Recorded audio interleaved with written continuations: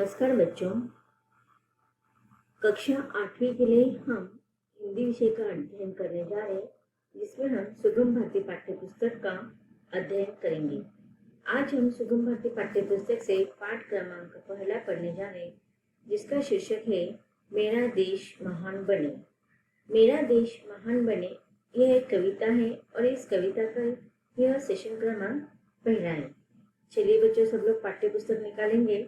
हम पाठ्य पुस्तक के द्वारा ही इस कविता को विस्तार से पढ़ेंगे।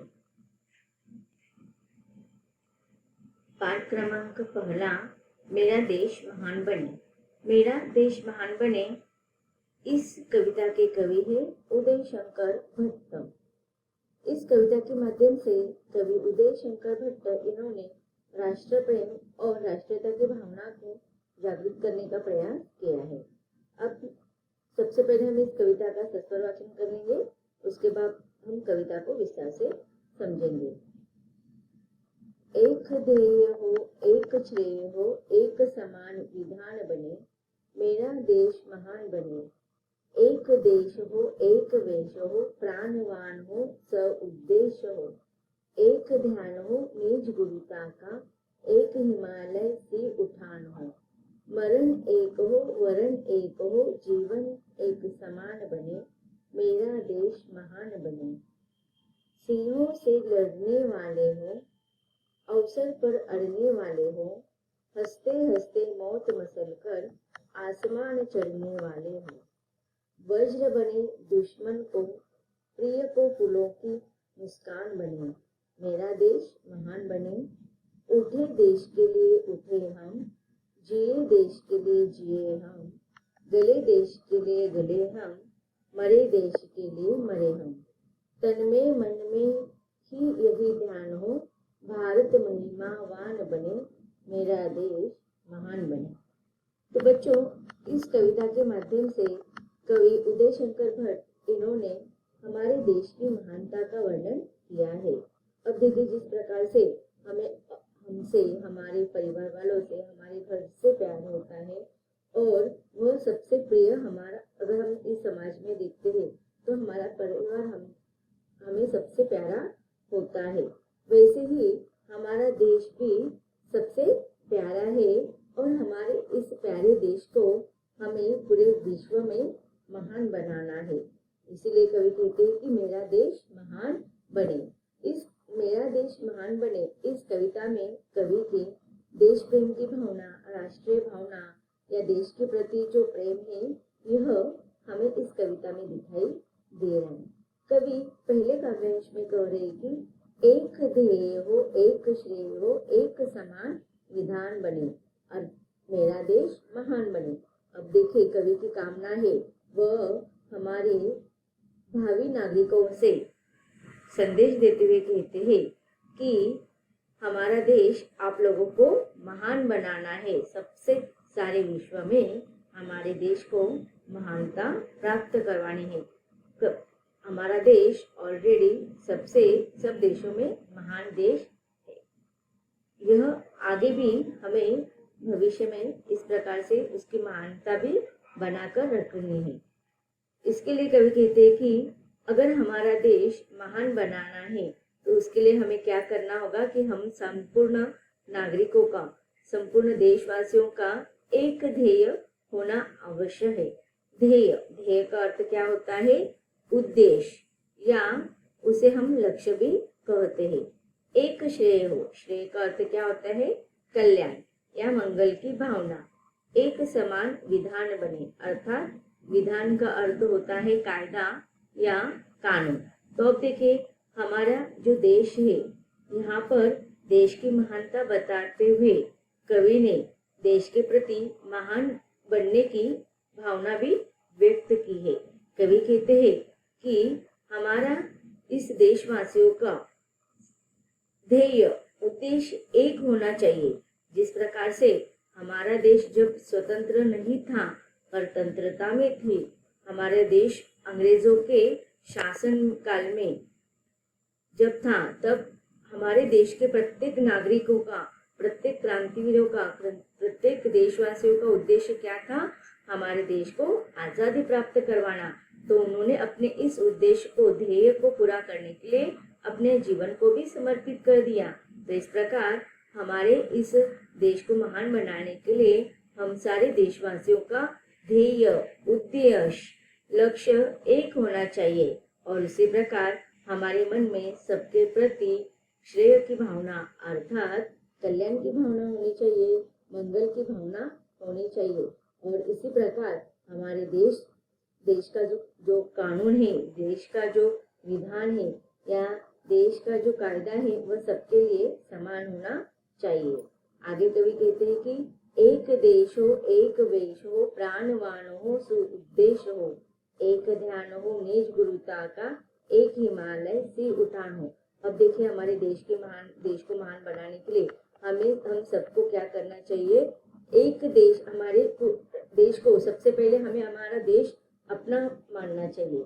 और यह जो अनेक छोटे छोटे परिवार का बना हुआ है, एक समाज है, इस समाज से बना हुआ एक छोटा सा ग्राम है, ग्रामीण है, गांव है, नगर है, छोटे छोटे राज्य है। तो इन सारे राज्यों से बना हुआ हमारा यह एक देश है।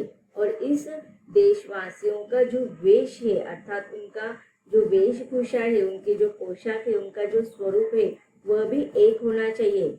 सबके लिए वह प्राणवान होना चाहिए, सबके लिए वह सजीव और शक्तिशाली होना चाहिए। उसी के साथ साथ सुउद्देश्य हो। हमारे देश के प्रति हमारे मन में जो भावना है, जो देश प्रेम है, वह सुउद्देश्य होना चाहिए। सुउद्देश्य का अर्थ होता है उद्देश्य सहित। एक ध्यान हो निज गुरुता का। तो हम लोगों को गुरुता का अर्थ क्या होता है? श्रेष्ठता या बड़प्पन। तो हमें हमारे देश की गुरुता का, बड़प्पन का, श्रेष्ठता का ध्यान रखना चाहिए। और हम सदियों से हमारे देश का इतिहास पढ़ते आ रहे।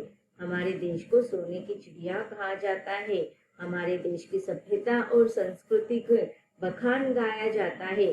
अन्य देशों में हमारे देश की सभ्यता और संस्कृति के वर्णन गाए जाते हैं, गीत गाए जाते हैं। तो हमारे इस देश की जो गुरुता है, जो श्रेष्ठता है, हमारे देश का जो बड़प्पन है, उसे हम सबको ध्यान में रखते हुए हमारे व्यवहार उसी प्रकार के होना चाहिए। एक हिमालय सी उठान हो। अब देखिए आप लोगों को पता होगा कि हमारे देश का जो मुकुट है वह हमारा हिमालय पर्वत है। और वह कैसा है? वह पर्वत बहुत ऊंचा है, अर्थात वह हमेशा ऊंचा है। इसका अर्थ क्या है कि वह हिमालय पर्वत ने शत्रु पक्षों का आक्रमण सहा है, बहुत सारे दुखों को, दर्दों को उन्होंने सहन किया है और वह हमारे इतिहास का साक्षीदार है।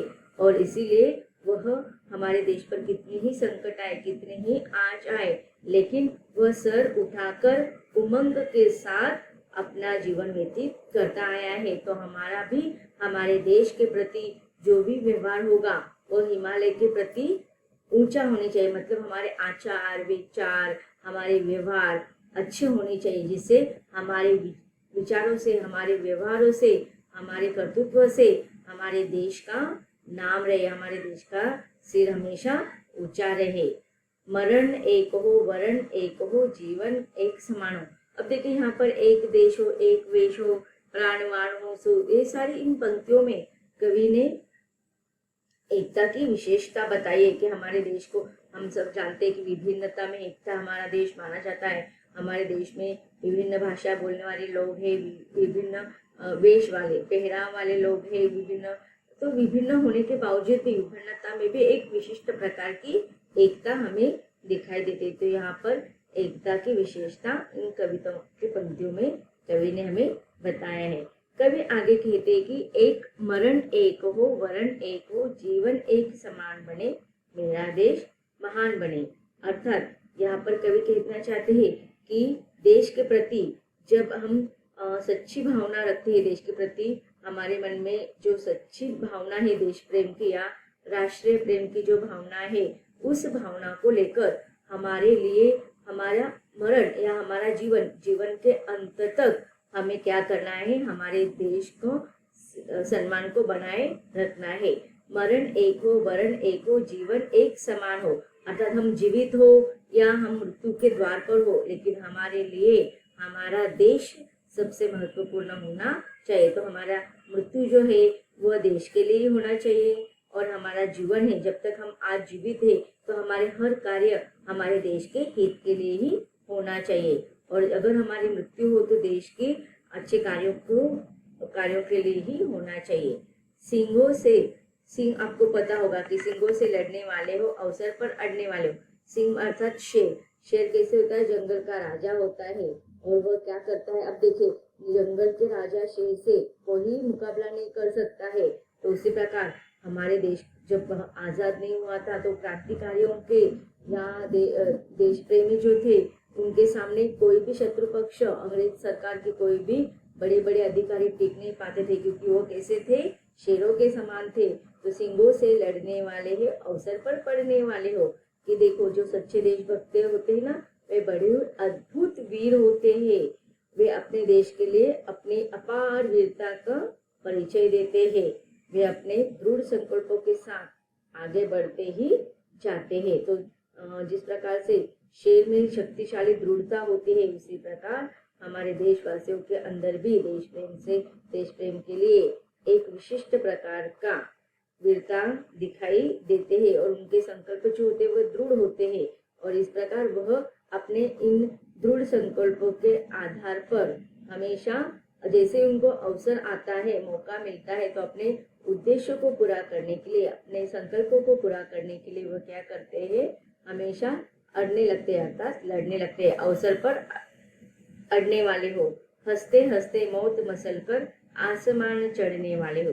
अब देखिए, यहाँ पर हंसते हंसते मौत मसल कर, आपने देखे होंगे कि हमारे जो देशभक्त थे उन्होंने किस प्रकार से हमारे मातृभूमि की आजादी के लिए हंसते हंसते अपना जीवन का समर्पण कर दिया है। तो उस समय उनकी मौत उनके सामने दिखाई देते थे।